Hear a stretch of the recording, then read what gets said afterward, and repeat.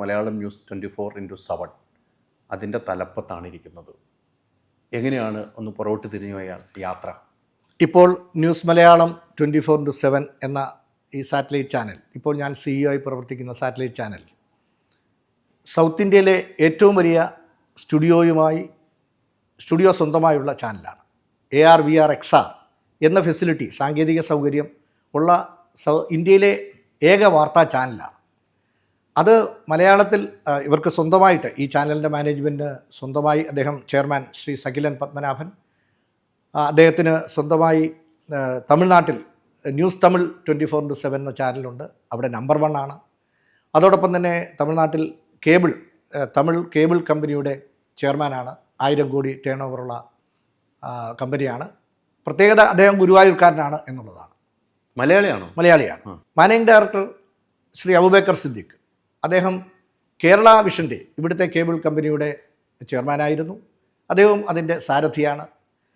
അപ്പോൾ ഈ രംഗത്തെ ഏറ്റവും പ്രധാനം ഒരു സാറ്റലൈറ്റ് ചാനലിന് വേണ്ടത് നെറ്റ്വർക്കാണ്. ആ 2 സൗഭാഗ്യങ്ങളിലൂടെ ആണ് ന്യൂസ് മലയാളം 24/7 പിറന്നിരിക്കുന്നത്. അതുപോലെ 100 കോടിയുടെ പ്രോജക്റ്റാണ്. ഇത്രയും വിപുലമായൊരു പ്രോജക്റ്റ്, ഇത്രയും വിപുലമായ സജ്ജീകരണങ്ങൾ ഇപ്പോൾ താങ്കൾ തന്നെ ഇവിടെ മൊത്തം കണ്ടു കാണും. ഏറ്റവും വലിയ സാങ്കേതിക സൗകര്യങ്ങളും ഉള്ളതാണ് ഈ ചാനൽ. അപ്പോൾ അങ്ങനെയുള്ള ചാനലാണ് ഇത്. ഞങ്ങൾ വ്യത്യസ്തമായൊരു പാതയിലൂടെയാണ് സഞ്ചരിക്കുന്നത്. ഈ പ്രേക്ഷകനെ ഞെട്ടിപ്പിക്കുക, ത്രസിപ്പിക്കുക,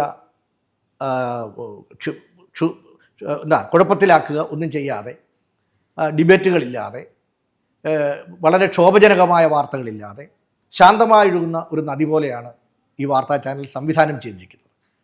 അതുകൊണ്ട് തീർച്ചയായും ഇതിന് വേറിട്ടൊരു വഴിയുണ്ട്, വേറിട്ടൊരു അംഗീകാരം ലഭിക്കും എന്നാണ് ഞങ്ങളുടെ പ്രതീക്ഷ.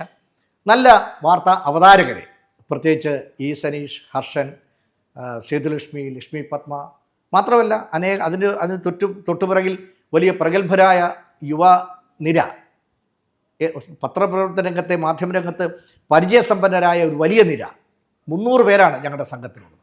അങ്ങനെയുള്ളൊരു വലിയ സമൃദ്ധമായ പ്രതിഭകളെ കൊണ്ട് നിറഞ്ഞിരിക്കുകയാണ് ഈ ചാനൽ. തീർച്ചയായും ഇതിനൊരു വളർച്ച, ഇതിൻ്റെ പാത ജനങ്ങൾ സ്വീകരിക്കും എന്നാണ് ഞങ്ങൾ പ്രതീക്ഷിക്കുന്നത്. അതാണ് ഇപ്പോഴത്തെ ചാനലിൻ്റെ അവസ്ഥ.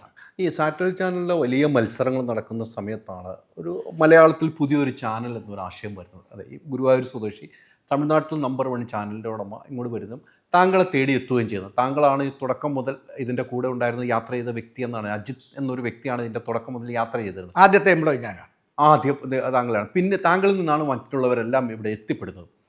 ഇത്തരം ഒരു വലിയ മത്സരം നടക്കുമ്പോൾ ഈ ഒരു ചാനലിനെ വിജയിപ്പിച്ചെടുക്കാൻ താങ്കൾക്ക് വലിയ റിസ്ക് എടുക്കേണ്ടതായി വരും. ഒരു പ്രധാനപ്പെട്ട പ്രശ്നം, മറ്റ് ചാനലുകളെല്ലാം ഒരു വഴിക്കാണ് പോകുന്നത്.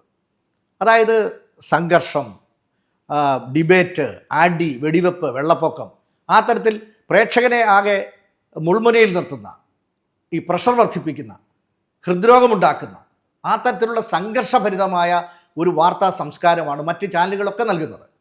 അതിൽ നിന്ന് വേറിട്ടാണ് ഞങ്ങൾ നിൽക്കുന്നത്. അപ്പോൾ ഞങ്ങളുടെ വഴിയിലൊക്കെ ഏക ചാനലേ ഉള്ളൂ. മറ്റുള്ള ചാനലെല്ലാം ഒരു വഴിയിലാണ്.